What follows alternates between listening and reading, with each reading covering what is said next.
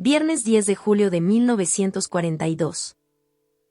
Querida Kitty, seguramente te he aburrido con esa larga y fastidiosa descripción de nuestra nueva vivienda, pero aún así me parece importante que tú sepas dónde hemos venido a parar. Ahora, la continuación de mi relato, porque, claro, no había terminado. Tan pronto como llegamos a la casa sobre el Prinsengracht, Miep nos hizo subir al anexo. Cerró la puerta detrás de nosotros y quedamos solos. Como había llegado en bicicleta antes, Margot nos aguardaba ya. Nuestra gran habitación, así como las otras, se encontraban en un desorden inimaginable. Todas las cajas, trasladadas al escritorio en el transcurso de los meses precedentes, yacían en el suelo, sobre las camas, por todas partes.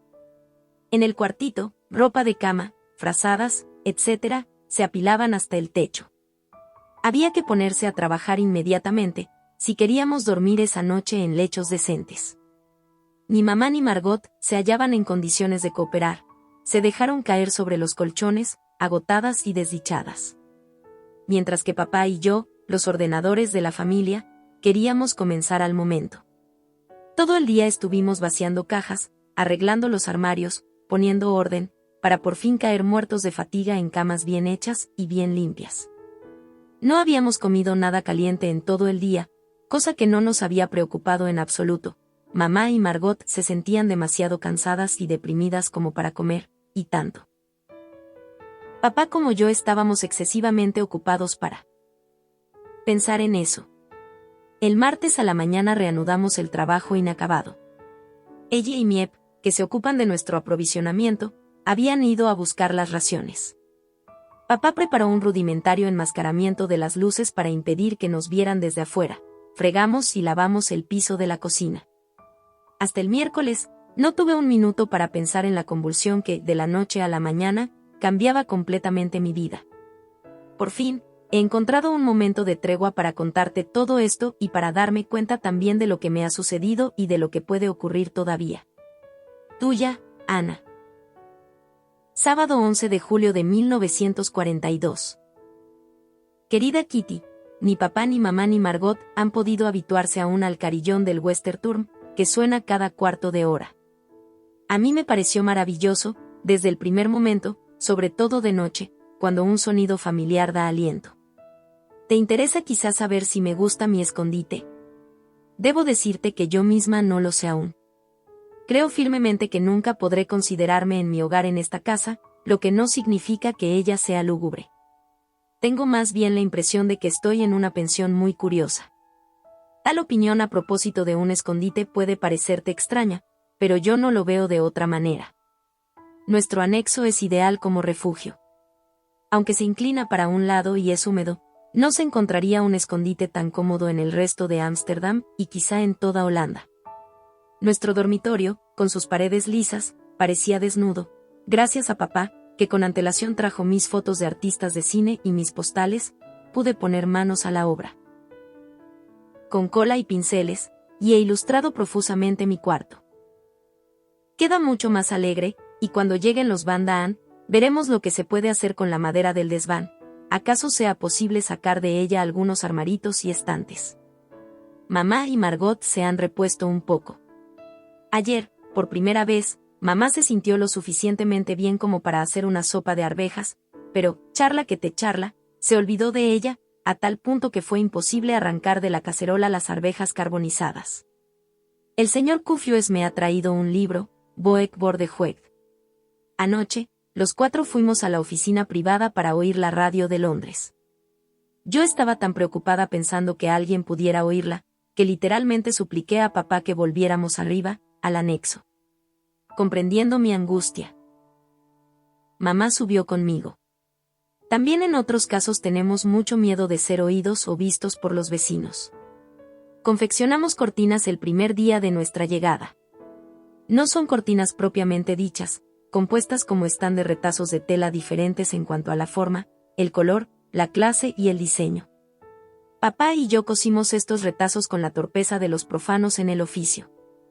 Estos ornamentos abigarrados han sido sujetos con chinches a las ventanas, y ahí quedarán hasta que salgamos de aquí. El edificio de la derecha está ocupado por una gran casa mayorista, el de la izquierda por un fabricante de muebles. ¿Podrán oírnos? Nadie se queda en esos inmuebles después de las horas de trabajo, pero no hay que fiarse. Hemos prohibido a Margot que tosa de noche, pues ha pescado un fuerte resfriado, y la atiborramos de codeína. Pienso con alegría en la llegada de los Van Daan, a quienes esperamos el martes. Será más divertido y habrá menos. Silencio. Es sobre todo el silencio lo que me asusta por la tarde. Y por la noche. Daría cualquier cosa para que uno de nuestros protectores viniera a dormir aquí. No te imaginas cuán opresivo resulta el hecho de no poder salir nunca, y tengo muchísimo miedo de que seamos descubiertos y fusilados. Durante el día, debemos caminar silenciosamente y hablar en voz baja, para que no nos oigan en el depósito. Me llaman. Tuya, Ana. Viernes 14 de agosto de 1942. Querida Kitty. Hace un mes que te dejé, pero en verdad no había bastantes novedades para contarte. Los Van Daan llegaron el 13 de julio. Los esperábamos el 14, pero como los alemanes habían empezado a inquietar a una cantidad de gente entre el 13 y el 16, con citaciones a diestro y siniestro, los Van Daan prefirieron llegar un día antes, para mayor seguridad. El primero en aparecer a las 9:30 de la mañana, cuando todavía estábamos desayunando, fue Peter, el hijo de los Van Daan, que está por cumplir 16 años. Es un muchacho de modales suaves, desgarbado y tímido, que trajo consigo a su gato, Mousy. No espero gran cosa de él, como compañero. El señor y la señora Van Daan llegaron media hora más tarde. La señora provocó nuestra hilaridad al sacar de su sombrerera un enorme orinal. Sin él no puedo vivir, declaró. Era el primer objeto que encontraba su sitio fijo, debajo del diván que le sirve de cama. El señor Van Daan no había traído el orinal, sino su mesa plegadiza para el té. Desde el comienzo hicimos todas las comidas juntos en una atmósfera de cordialidad. Después de 3 días, todos sentimos que nos habíamos transformado en una sola familia. Era evidente que, habiendo formado aún parte durante toda la semana de los habitantes del mundo exterior, los Van Daan tenían muchas cosas que contarnos. Entre otras, lo que más nos interesaba era que había sido de nuestra casa y del señor Goudsmit. El señor Van Daan nos relató lo siguiente: el lunes a la mañana, el señor Goudsmit me telefoneó para preguntarme si podía pasar por su casa, cosa que hice inmediatamente. Estaba muy nervioso. Me mostró una cartita dejada por los Frank, y se mostró dispuesto a llevar el gato a casa de los vecinos, en lo que estuve de acuerdo. El señor Goudsmit temía una investigación, y por eso examinamos todas las habitaciones, poniendo en ellas un poco de orden. También despejamos la mesa del desayuno. De pronto, observó sobre el escritorio de la señora Frank un anotador en el cual estaba escrita una dirección de Maastricht. Aun sabiendo que la había dejado intencionalmente, simulé sorpresa y susto, rogando al señor Goudsmit que quemara aquel maldito papel sin tardanza. Aunque todo el tiempo simuló no saber nada acerca de la desaparición de ustedes, después de haber visto aquel trozo de papel, se me ocurrió una cosa. Señor Goudsmit, dije, me parece recordar algo que podría estar relacionado con esta dirección. Un oficial de jerarquía se presentó en la oficina, hace alrededor de 6 meses. Estaba destinado a la región de Maastricht, parecía ser un amigo de juventud del señor Frank, y le prometió ayudarlo en caso necesario.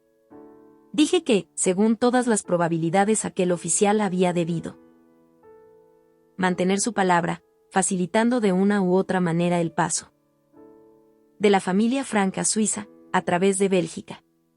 Le recomendé que contara eso a los amigos de los Frank, que pidieran noticias de ellos, aunque sin hablar necesariamente de Maastricht. Enseguida, me marché. La mayoría de los amigos de ustedes han sido puestos al corriente. Lo he sabido por diversos conductos. Nosotros encontramos esta historia muy divertida, y nos reímos aún más de la fuerza de imaginación de la gente, de la que nos daban prueba otros relatos del señor Van Daan. Así hubo quien nos vio partir, a las 4, al romper el alba, montados en bicicleta, y una señora que pretendía saber a ciencia cierta que habíamos sido metidos en un auto militar en plena noche. Tuya, Ana. Viernes 21 de agosto de 1942. Querida Kitty, la entrada de nuestro escondite ha sido ahora adecuadamente disimulada. El señor Crale era del parecer de colocar un armario delante de la puerta de entrada. Hay muchos allanamientos a causa de las bicicletas ocultas, un armario giratorio que se abriera como una puerta. El señor Bassen se ha esforzado como ebanista para la fabricación de este armatoste. Entretanto, fue puesto al corriente de nuestra permanencia en el anexo, y se muestra servicial a más no poder. En este momento, para poder llegar a las oficinas, hay que encorvarse primero y luego saltar, porque los peldaños han desaparecido. Al cabo de 3 días, todos teníamos chichones, porque chocábamos ciegamente contra el bajo dintel de la puerta. Por eso, en el reborde pusimos un paragolpes, una bolsita rellena de virutas. Veremos cómo resulta eso. No hago gran cosa en materia de estudios, he decidido prolongar mis vacaciones hasta septiembre. Luego, papá será mi profesor, pues temo haber olvidado mucho de cuanto aprendí en la escuela. No hay que contar con cambios en nuestra vida. No me entiendo en absoluto con el señor Van Daan, en cambio, él quiere mucho a Margot. Mamá me trata a veces como a una criatura, lo que me parece insoportable. Fuera de eso, no vamos mal. Peter sigue sin gustarme, es tan aburrido, se la pasa tendido en la cama la mitad del tiempo, a veces hace algún trabajo de carpintería, y luego vuelve a la cama. ¡Qué tonto! El tiempo es hermoso y, a pesar de todo, lo aprovechamos soleándonos sobre un catre en el desván, por donde el sol entra a raudales a través de una claraboya. Tuya, Ana. Miércoles 2 de septiembre de 1942. Querida Kitty, el señor y la señora Van Daan han tenido una pelea terrible. Nunca había oído cosas semejantes, porque papá y mamá no pensarían jamás en gritarse así. La causa, una verdadera insignificancia, por la que no valía la pena reñir. En fin, cada cual tiene sus gustos. Naturalmente, para Peter, la cosa es muy desagradable, pues debe tomar partido por uno u otro. Pero como es tan susceptible y perezoso, nadie lo toma en serio. Ayer estaba insoportable porque tenía la lengua azul en vez de roja. Desde luego, esta singularidad desapareció en un abrir y cerrar de ojos. Hoy sufre de tortícolis y se pasea con una bufanda anudada al cuello. El caballero se queja también del lumbago. También suele experimentar dolores en el corazón, los riñones y los pulmones. Es un verdadero hipocondríaco, es esa la palabra, ¿verdad? Entre mamá y la señora Van Daan hay bastantes desinteligencias.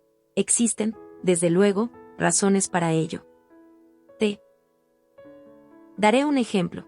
La señora Van Daan ha retirado del armario donde se encuentra nuestra ropa en común todas sus sábanas, que eran 3. Ella juzga natural que la ropa de mamá sirva para todo el mundo. Se va a sentir muy decepcionada cuando compruebe que mamá ha seguido su ejemplo. Además se siente muy molesta porque nos servimos de su juego de mesa y no del nuestro para uso común. Trata por todos los medios de saber qué hemos hecho de nuestros platos de porcelana, los cuales están mucho más cerca de lo que ella supone, en el desván, alineados en cajas de cartón, detrás de cartapacios. Los platos son inhallables. Permanecerán allí tanto tiempo como nosotros. Siempre tengo mala suerte. Ayer dejé caer un plato sopero perteneciente a la señora. Se hizo trizas. ¡Oh!, exclamó ella, furiosa. ¿Es que no puedes tener más cuidado? Es todo lo que me queda. A pesar de todo, el señor Van Daan me prodiga pequeñas amabilidades. Esta mañana mamá ha vuelto a abrumarme con sus sermones. No puedo soportarlos. Nuestras opiniones son demasiado opuestas. Papá me comprende, aunque a veces llegue a enfadarse conmigo durante 5 minutos. La semana pasada, nuestra vida monótona fue interrumpida por un pequeño incidente. Se trataba de Peter y de un libro sobre las mujeres. Margot y Peter tienen permiso para leer casi todos los libros que el señor Cuffius saca de la biblioteca pública para nosotros. Pero se juzgaba que un libro sobre un tema tan especial tenía que quedar en manos de las personas mayores. Ello bastó para despertar la curiosidad de Peter. ¿Qué podía haber de prohibido en aquel libro? A hurtadillas, se lo sustrajo a su madre, mientras ella charlaba con nosotros abajo, y escapó al desván con su botín. Todo anduvo bien durante varios días. La señora Van Daan había observado los manejos de su hijo, pero no se lo dijo a su marido, hasta que éste lo olfateó por sí solo. Cómo se encolerizó. Al recuperar el libro, creyó la cuestión terminada. Mas no contaba con la curiosidad de Peter, que no se dejó intimidar en absoluto por la firmeza del padre. Peter trató por todos los medios de leer hasta el fin aquel volumen. Entretanto, la señora Van Daan había venido a pedirle su opinión a mamá. Mamá juzgaba que, en efecto, aquel libro no era adecuado para Margot, aun cuando aprobaba que leyera la mayoría de los otros. «Hay una gran diferencia, señora Van Daan», dijo mamá, entre Margot y Peter. Ante todo, Margot es una muchacha, y las muchachas están siempre más adelantadas que los muchachos. Además, Margot ya ha leído muchos libros serios y no abusa de lecturas prohibidas, y, por último, Margot es más madura e inteligente, lo que se demuestra por el hecho de que ya casi termina la escuela. La señora Van Daan se mostró de acuerdo con mamá, aunque seguía considerando erróneo permitir a los jóvenes leer libros escritos para adultos. Lo cierto es que Peter seguía buscando un momento propicio para apoderarse del libraco, cuando nadie lo observaba. La otra tarde, a las 7:30, cuando todo el mundo escuchaba la radio en la oficina privada, él se llevó su tesoro al desván. Debió bajar de allí a las 8:30, pero el libro era tan palpitante que no prestó atención a la hora, y apareció en el momento en que su padre regresaba a su habitación. ¿Adivinas la segunda parte? Una bofetadas, un golpe, y el libro cayó sobre la mesa, y Peter al suelo. Esas eran las circunstancias en el momento de cenar. Peter se quedaba donde estaba, nadie se preocupaba de él, había sido castigado. La comida prosiguió, todo el mundo estaba de buen humor, se charlaba, se reía. De pronto un silbido agudo nos hizo palidecer. Todos dejaron cuchillos y tenedores y se miraron con espanto. Y enseguida, se oyó la voz de Peter gritando por el caño de la estufa: «Si ustedes creen que voy a bajar, se equivocan». El señor Van Daan tuvo un sobresalto, tiró su servilleta y, con el rostro ardiendo, rugió: «¡Basta! ¿Me oyes?». Temiendo lo peor, papá lo tomó del brazo y lo siguió al desván. Nuevos golpes, una disputa. Peter volvió a su cuarto, hubo un portazo, y los hombres regresaron a la mesa. La señora Van Daan hubiera querido guardar un pan con mantequilla para su querido vástago, pero su marido se mostró inflexible.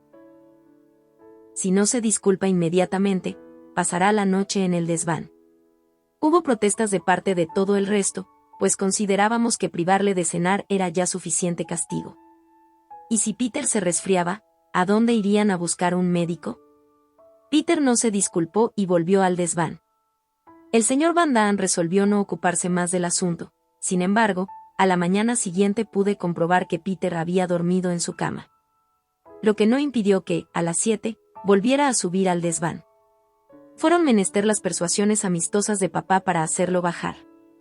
Durante 3 días, miradas de enojo, silencio obstinado. Luego todo volvió a la normalidad. Tuya, Ana.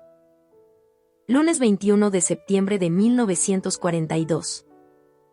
Querida Kitty, hoy me limito a noticias de la vida cotidiana. La señora Van Daan es insoportable. Conmigo estalla a menudo, a causa de mi verborragia sin fin. Nunca pierde ocasión de fastidiarnos.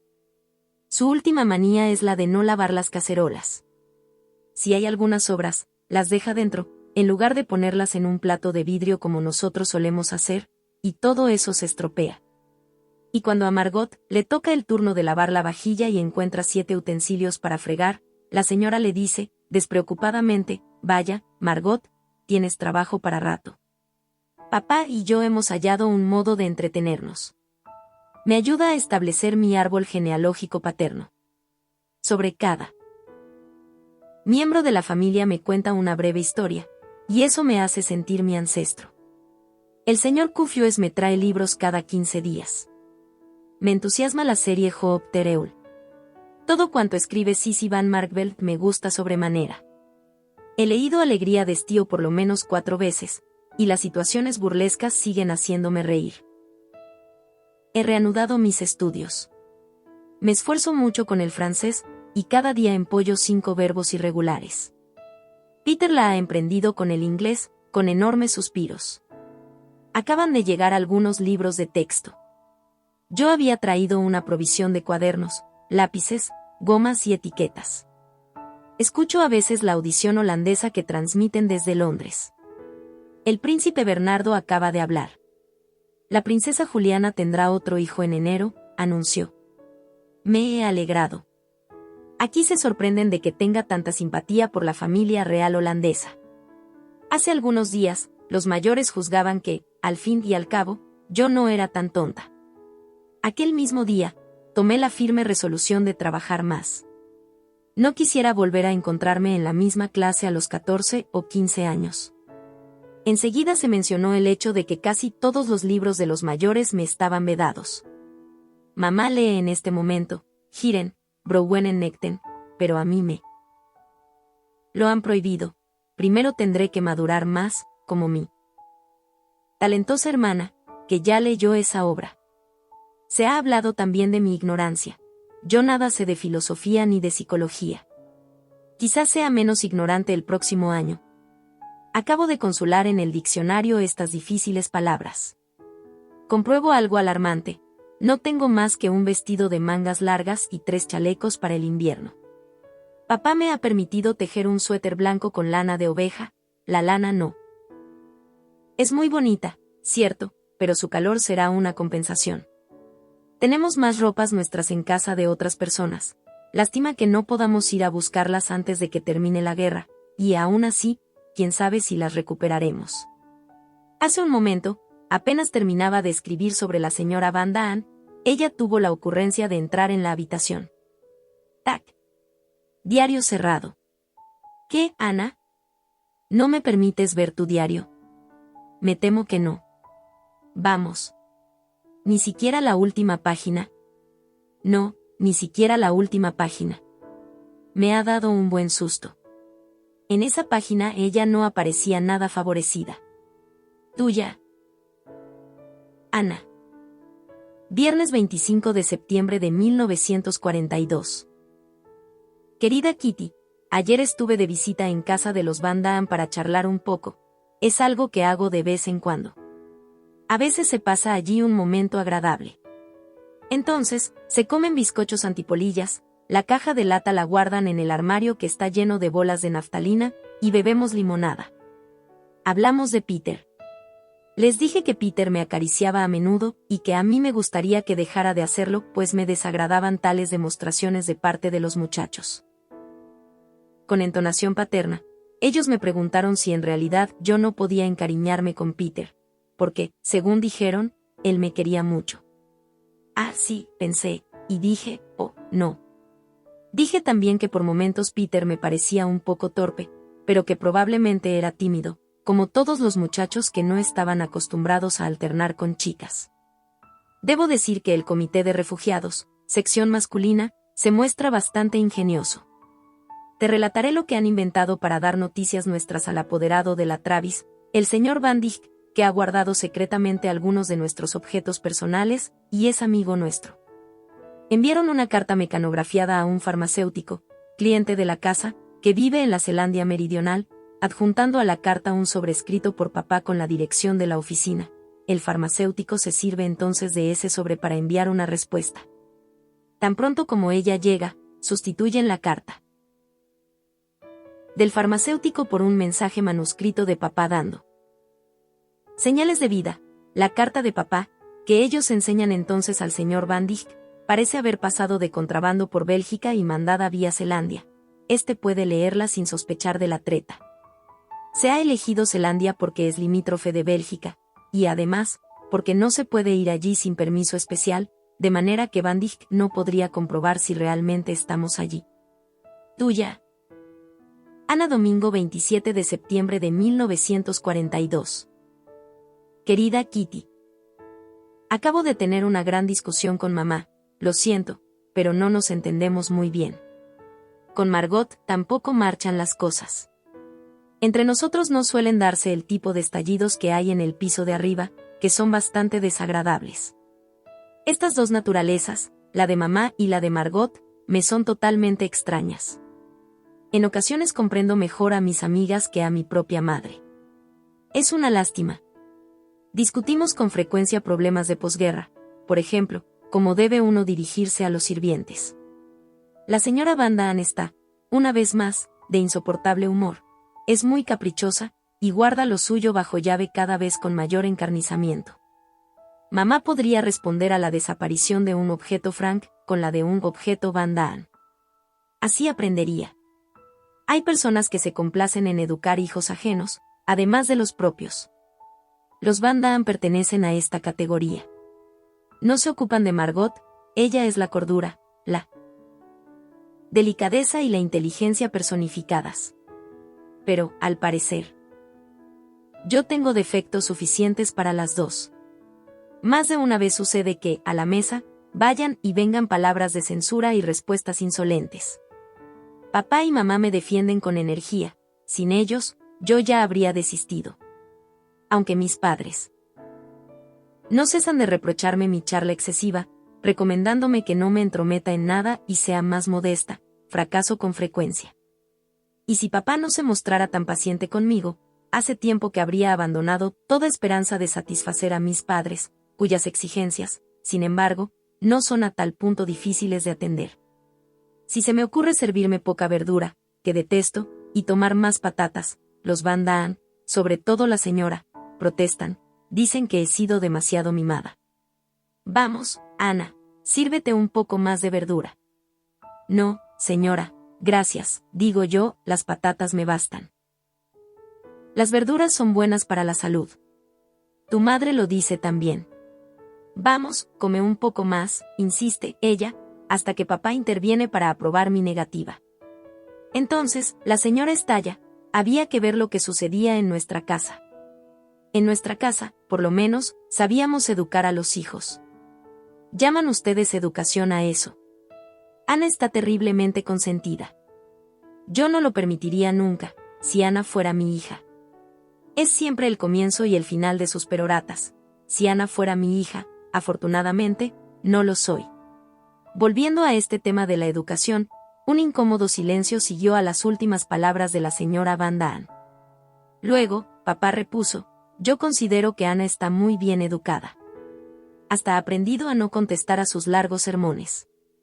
En cuanto a las verduras, observe su propio plato. La señora estaba derrotada, y como papá aludía a la porción mínima de verduras que ella misma se servía.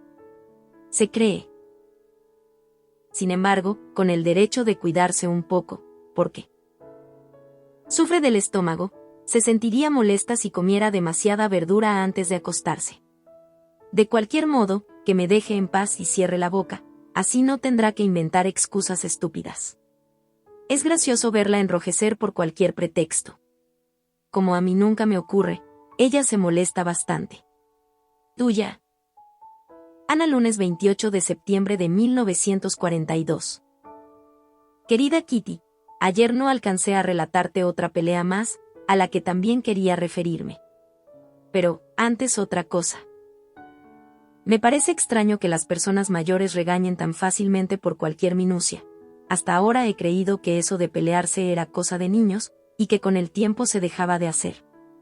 Puede producirse una verdadera disputa, por una razón seria, pero las palabras ofensivas proferidas constantemente aquí no tienen ninguna razón de ser, y están ahora a la orden del día. A la larga tendría que habituarme a ello. Ahora bien, no creo que eso ocurra, y no me acostumbraré nunca mientras esas discusiones utilizan esta palabra en lugar de pelea, se produzcan por mi causa. No me reconocen ninguna cualidad, yo no tengo nada de bueno, estrictamente nada. Mi apariencia, mi carácter, mis maneras son condenadas una detrás de otra, y minuciosamente criticadas, a juzgar por sus discusiones interminables. Pero hay algo a lo que nunca estuve acostumbrada, son esos gritos y esas palabras duras que estoy obligada a absorber poniendo buena cara. Es superior a mis fuerzas. Eso no puede durar. Me niego a soportar todas esas humillaciones. Les demostraré que Ana Frank no nació ayer, y cuando les diga, de una vez por todas, que comiencen por cuidar su propia educación antes de ocuparse de la mía, no podrán reaccionar y terminarán por callarse. ¿Qué maneras? Son unos bárbaros. Cada vez que eso ocurre, quedo desconcertada ante semejante desenfado, y sobre todo, ante semejante estupidez, la de la señora Van Daan, pero tan pronto como me recobre, y no ha de tardar, les contestaré de la misma manera y sin vueltas. Así cambiarán de tono. Soy en realidad tan mal educada, pretenciosa, terca, insolente, tonta, perezosa, etcétera, etcétera, como ellos pretenden. Oh, ya sé que tengo muchos defectos, pero ciertamente exageran. Si supieras, Kitty, cómo me hacen hervir la sangre esas injurias e insultos. Pero no será por mucho tiempo más. Mi rabia no va a tardar en estallar. Basta ya. Te he fastidiado bastante con mis disputas. Sin embargo, hubo una conversación muy interesante en la mesa, y tengo ganas de contártela. Hablábamos de la modestia extrema de Pim. Este es el apodo de papá. Las personas menos perspicaces suelen advertir tal hecho. De pronto, la señora Van Daan exclama: «Yo también soy modesta, y mucho más que mi marido». ¡Qué descaro! Solo con decirlo demuestra su falta de modestia. El señor Van Daan, que juzgó necesario aclarar la referencia a su persona, contestó, muy tranquilo: «Yo no me empeño en ser modesto. Sé por experiencia que las personas modestas no van muy lejos en la vida». Y, volviéndose hacia mí: «Nunca seas modesta, Ana. Así no llegarás lejos en la vida». Mamá aprobó este punto de vista. Pero la señora Van Daan tenía, naturalmente, que decir su palabra sobre un tema tan interesante como la educación. Esta vez, se dirigió, no directamente a mí, sino a mis padres. Ustedes tienen un concepto singular de la vida, al decirle a Ana una cosa semejante. En mi juventud. Pero, qué diferencia. Y estoy segura de que, en nuestros días, esa diferencia existe todavía, salvo en las familias modernas como la de ustedes. Este fue un ataque abierto a la forma en que mamá cría a sus hijas. La señora Van Daan se había puesto roja de emoción. Mamá, en cambio, permanecía impasible. La persona que enrojece es arrastrada progresivamente por sus emociones y corre el riesgo de perder más pronto la partida. Mamá, con las mejillas pálidas, quiso zanjar esta cuestión lo más rápidamente posible, y apenas si reflexionó antes de responder: «Señora Van Daan, yo opino, efectivamente, que es preferible ser un poco menos modesto en la vida. Mi marido, Margot y Peter, los tres son demasiado modestos. Su marido, Ana, usted y yo no somos lo que se puede decir modestos, pero no nos dejamos atropellar». Entonces exclamó la señora Van Daan: «Querida señora, no la comprendo. Yo soy verdaderamente la modestia personificada». «¿Qué es lo que hace a usted dudarlo?». «Nada en especial», respondió mamá, «pero nadie diría que usted brilla por su modestia». A lo que replicó la señora Van Daan: «Me gustaría saber en qué carezco yo de modestia. Si no me ocupase de mí misma, nadie aquí lo haría, y se me dejaría morir de hambre». Esta absurda observación hizo reír a mamá, lo que irritó más aún a la señora Van Daan, que continuó su perorata sazonada de palabras interminables, en un magnífico alemán-holandés y holandés-alemán, hasta que, perdida en sus propias palabras, resolvió abandonar la habitación. Al levantarse, se volvió para dejar caer su mirada sobre mí. Era como para verlo. En ese momento yo tuve la desgracia de menear la cabeza, casi inconscientemente, con una expresión de lástima mezclada sin duda de ironía, a tal punto me sentía fascinada por su oleada de palabras. La señora se crispó, se puso a lanzar injurias en alemán, sirviéndose de una jerga sumamente vulgar. Era un lindo espectáculo. Si hubiera sabido dibujar, la habría pintado en esa actitud. A tal punto resultaba cómica, demasiado cómica, la pobre y estúpida mujer. Después de esta escena, de cualquier modo, estoy segura de una cosa: peleándose abiertamente una buena vez es como se aprende a conocerse a fondo. Es entonces cuando en realidad puede juzgarse un carácter. Tuya, Ana. Martes 29 de septiembre de 1942. Querida Kitty, las personas que viven escondidas pasan por experiencias curiosas. Figúrate que no tenemos bañera, y que nos lavamos en una artesa. Y como hay agua caliente en la oficina, quiero decir en todo el piso inferior, los 7 aprovechamos esta ventaja por turno. Pero como somos muy diferentes unos de otros, algunos se han mostrado más pudorosos, cada miembro de la familia se reserva su rincón personal a guisa de cuarto de baño.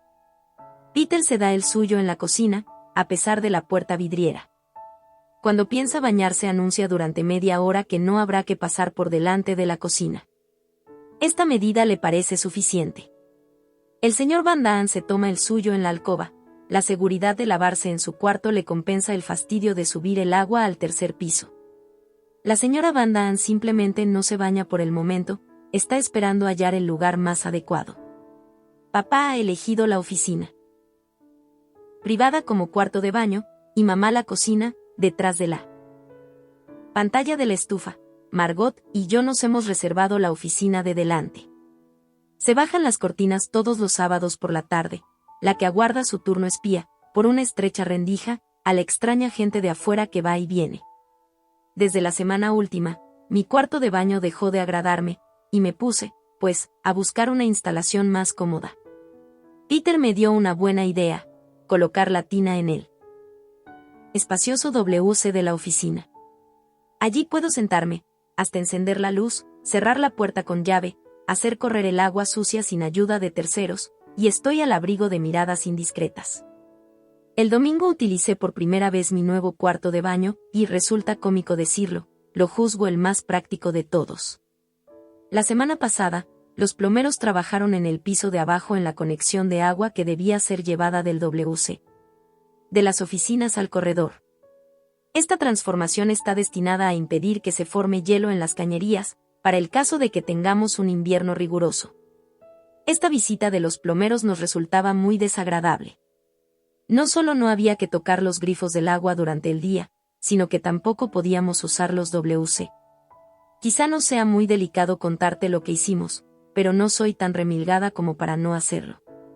Desde que nos mudamos al anexo, papá y yo nos procuramos un orinal improvisado, a falta de uno verdadero, sacrificando para ello 2 grandes frascos de conserva de vidrio. Durante los trabajos, pusimos y utilizamos los recipientes en la alcoba. Con todo, eso se me antojaba menos horrible que permanecer encerrada en una habitación, inmóvil en una silla, sin poder hablar durante todo el día. No puedes imaginar el suplicio de la señorita Cuacua.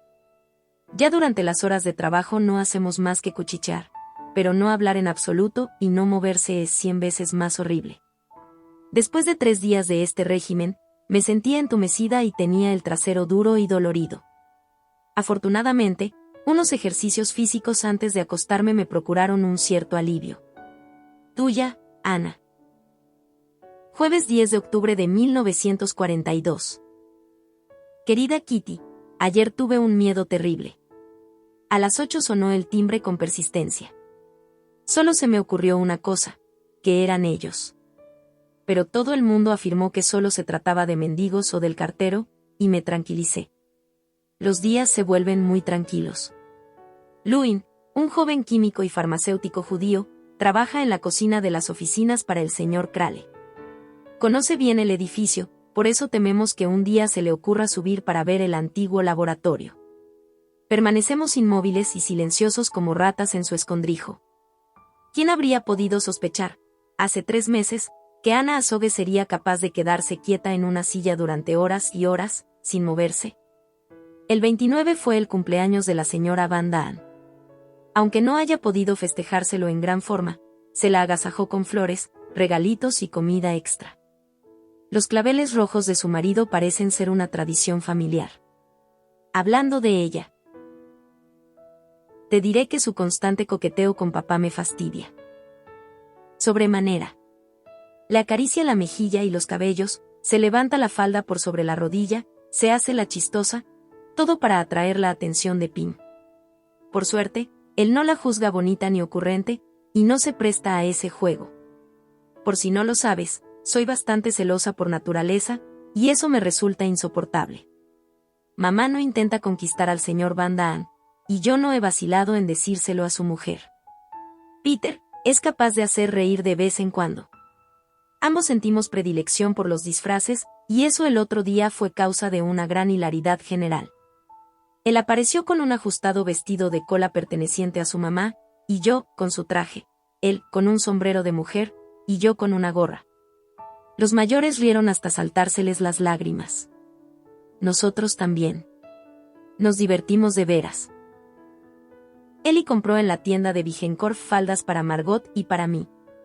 Son de pacotilla, de la peor clase, verdaderas bolsas de yute y costaron, respectivamente 24 y 7,5 florines. ¿Qué diferencia con las de antes de la guerra? Te anuncio nuestra última diversión. Ellie se las ha arreglado para hacernos llegar, a Margot, a Peter y a mí, lecciones de taquigrafía por correspondencia. El año que viene, ya verás, esperamos ser expertos taquígrafos.